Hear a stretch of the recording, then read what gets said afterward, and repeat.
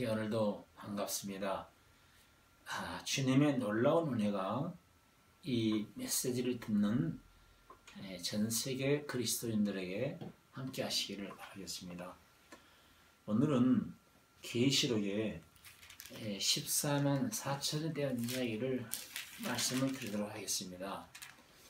계시록을 접하는 이들 가운데서 잘못 알고 잘못 해석하는 사람들이 참으로 많이 있습니다. 이 말씀을 바로 알지 못하게 되면 이단자들이 주장하는 말이 정말인가 하고 따라가게 되는 그런 일이 벌어지게 됩니다. 성도들이 이 말씀을 바로 알고 있어야만이 미혹을 받지 않게 되는 것이고, 또 성경 말씀은 말씀의 검입니다. 말씀의 검을 가지고 있어야만이 거짓자와 싸워 이길 수가 있는 것입니다. 특히 이단자들이 계시록에 있는 14만 4천을 가지고 자신들의 전용물로 사용하는 경우가 많습니다. 그래서 14만 4천 무리 안에 합류를 해야 된다. 합류를 해야만이 구원을 받을 수가 있고 시온성에 들어갈 수가 있다. 이렇게 말을 하고 있습니다. 이런 해석들은 사이비 2단 종파만 외치는 것이 아니라 버젓이 SOS 기독교 방송국에서도 강아무개 목사님께서 나와서 14만 4천은 마지막 때에 복음 전파할 사람들이라고, 그 복음 전파를 할 사람들의 숫자라고 말을 하기도 합니다. 그렇다면 정말 그분의 말이 맞는다고 한다면 제가 질문을 한번 해보겠습니다. 마지막 때에 복음 전파하다가 순교를 통해서 하늘로 올리우는 두 증인에 대해서 계시록에는 언급하고 있습니다. 이 두 증인이 누굽니까? 그리고 이 두 증인에게 11장이죠. 계시록 11장에 권세를 줬다고 하는 말이 나옵니다. 그리고 저희가 굵은 벼옷을 입고 1260일 동안 예언을 했다는 말이 나옵니다.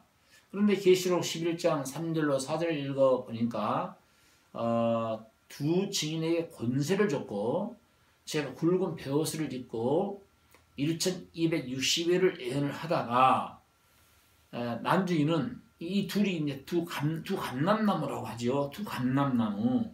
근데 두 감람나무를 두 촛대라고 말하기도 합니다. 근데 이들은 복음을 전하다가 난주에 결국 순교를 하게 됩니다.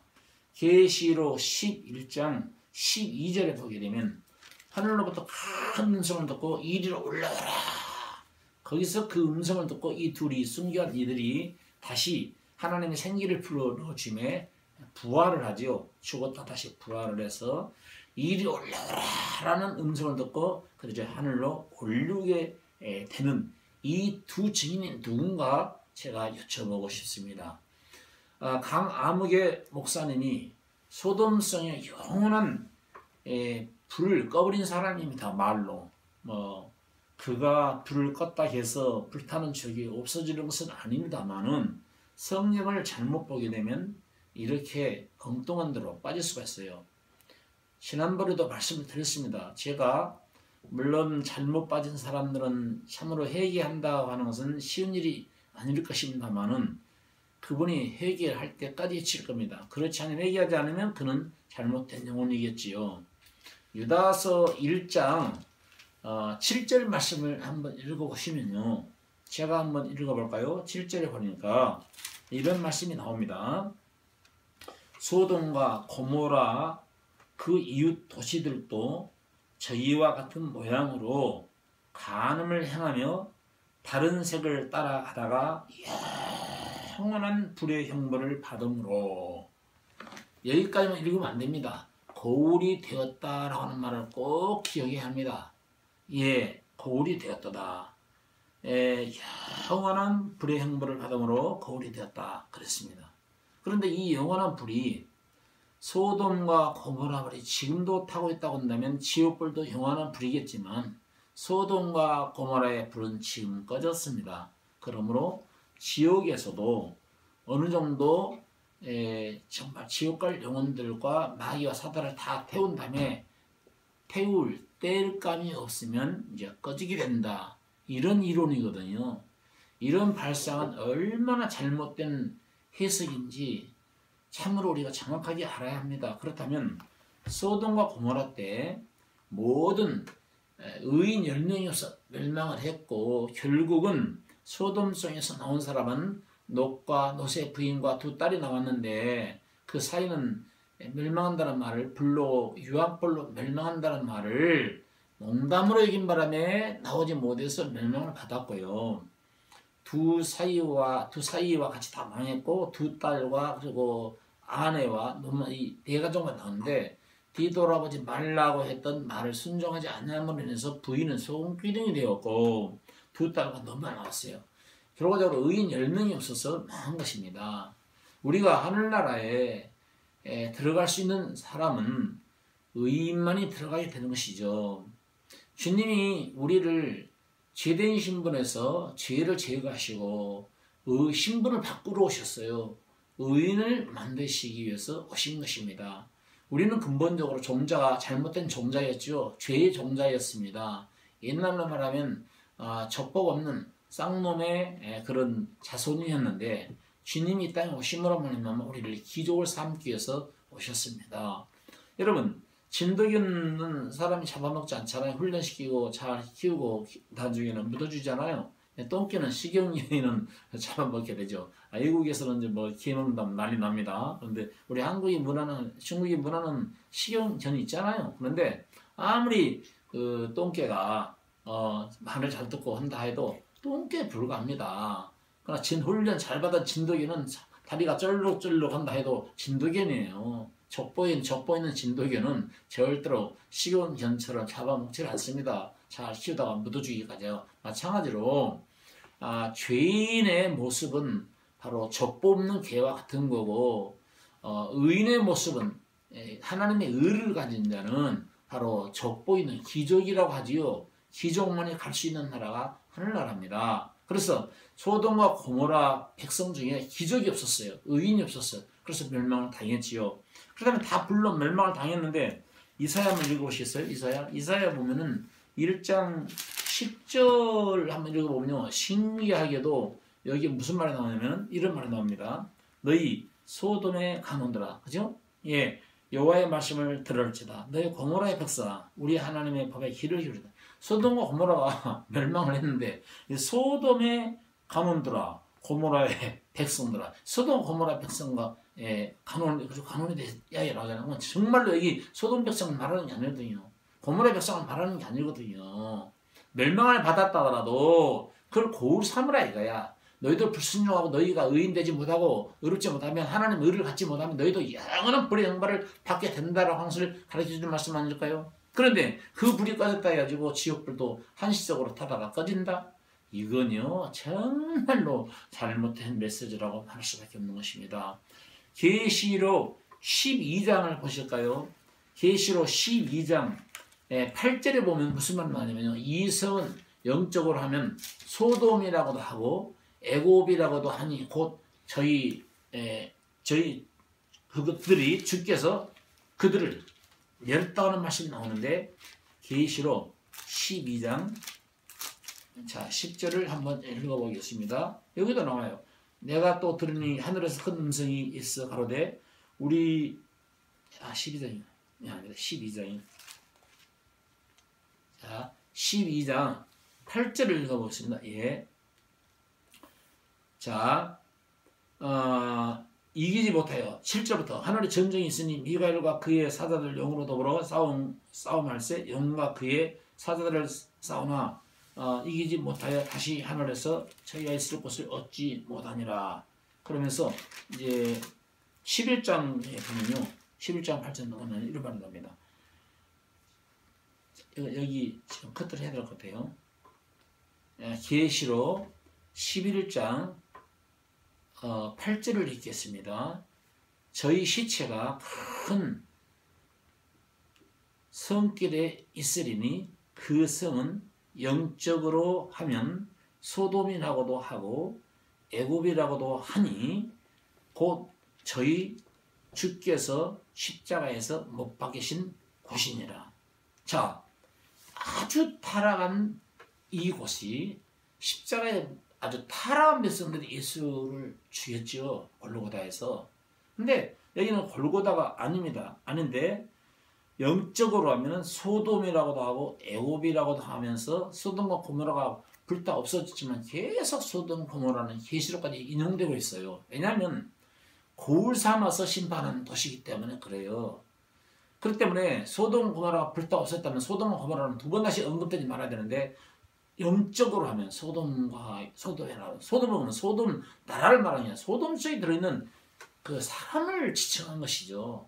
소돔 성의 두 연합국으로 살고 있는 고모라 백성들을 지칭하는 것이지 어떤 지역을 말하는 것이 아닙니다. 하나님 우주 만물을 창조하시고 그 사람을 집어넣지 않았다고 한다면 우주 만물은 그렇게 아름답지 않아요. 가장 우주 만물보다 아름다운 것이 하나님 형상대로 지음받은 사람 아니겠습니까? 사람 멸망받는 것, 영원히 멸망받는 것을 계속 지금 이야기하면서 그걸 고울 삼으라고 말하고 있는데 지옥을 없앤다 해서 지옥이 없어지나요? 그럼 말도 안 되는 것이죠. 자, 성경을 보는 데 있어서 그 눈을 가져야 됩니다. 항상 제가 영적인 눈을 말하고 있는데 영적인 눈을 가지지 않게 되면 14만 4천 아마 해석하기가 매우 어려울 것입니다. 계시록이 14만 4천이 두 군데 언급이 돼요. 첫째는 7장에 14만 4천이 언급이 되고요. 두 번째는 14장에 언급이 되는데 계시록 14장 14만 4천은요. 제가 한번 읽어드릴게요. 또 내가 보니 보라 어린 양이 시온에 섰고 그와 함께 14만 4천이 섰는데 그 이마에 어린 양의 이름과 그 아버지의 이름을 쓴 것이 있더라. 그리고 내가 하늘에서 나는 소리를 들으며 많은 물소리와 같고 큰 내성과도 같은데 내게 들리는 소리는 검문고 타는 자들의 그의 소리를 검문고 타는 것과 같더라. 그리고 3절이요. 저희가 보호자의 네 생물과 장로들 앞에서 새 노래를 부르니 땅에서 구속함을 입은 14만 4천 밖에는 능히 이 노래를 배울 자가 없더라. 이들은 여자로 말미암아 자기를 더럽히지 아니하는 자들이더라. 이들은 어린 양이 인도하는 어디를 인도하든지 따라가는 자리더라. 이렇게 어디든지 인도하는 대로 따라가는 자리더라. 이런 말씀이 나옵니다. 그런가 하면 계시록 7장에는 또 뭐냐면 유다 지파에서 1만 인자 1만 2천, 누반 지파에서 1만 2천, 갓 지파에서 1만 2천 쫙 해서 1만 2천, 1만 2천, 1만 2천 해서 12지파 1만 2천씩 구분을 해요. 그래서 모두 14만 4천이 됩니다. 자, 여기서 14만 4천과 계시록 14장이 14만 4천이 같은 물인가요? 질문합니다. 이거 알지 못하면 이거 해석하면 안 돼요. 이거 떠들면 안 됩니다. 입이 열렸다 해서 무조건 입을 벌리고 떠든다 해서 되는 거 아니에요. 이거 사람을 죽일 수도 있고 살릴 수도 있는 거예요. 말씀 잘못 전하면 사람 죽이는 거예요. 이 말씀은 검 아닙니까? 검이 강도의 손에 들려지게 되면 사람을 죽여요. 요리사의 손에 들려지게 되면 호흡 요리가 돼서 나오는 거고요. 이 검이 바로 의사의 손에 들려지게 되면 수술해서 이 검, 하나님의 검의 말씀을 수술해서 사람을 소생케 하게 하는 놀라운 이 검의 말씀 잘 모르고 해석하다가는요 사람을 죽이게 되는 것이죠. 자, 14만 4천은 마지막 때 복음을 증거할 마지막 남는 수라고 말씀하셨는데 이 14만 4천이 7장 14만 4천과 14장에 있는 14만 4천이 같은 문인가요? 이거 한번 질문을 던집니다. 대답해 주세요. 절대로 같은 무리가 아닙니다. 우리가 이 문제를 해결하기 위해서는요, 이 숫자, 영적인 이 숫자를 비밀을 알지 못하면 성경이 절대 풀리지 않습니다. 가령 계시록에 일곱 머리 10뿔에 대해서 이야기하고 있죠. 7머리 10뿔이 뭔가? 그리고 계시록은 7 촛대 사이로 다니시니와 가라사대 7 별에게 말씀하여 7 별을 붙잡고 7 교회에 대한 7이라는 숫자를 일곱 눈을 가지신 분이라고 하는 말이 나와요.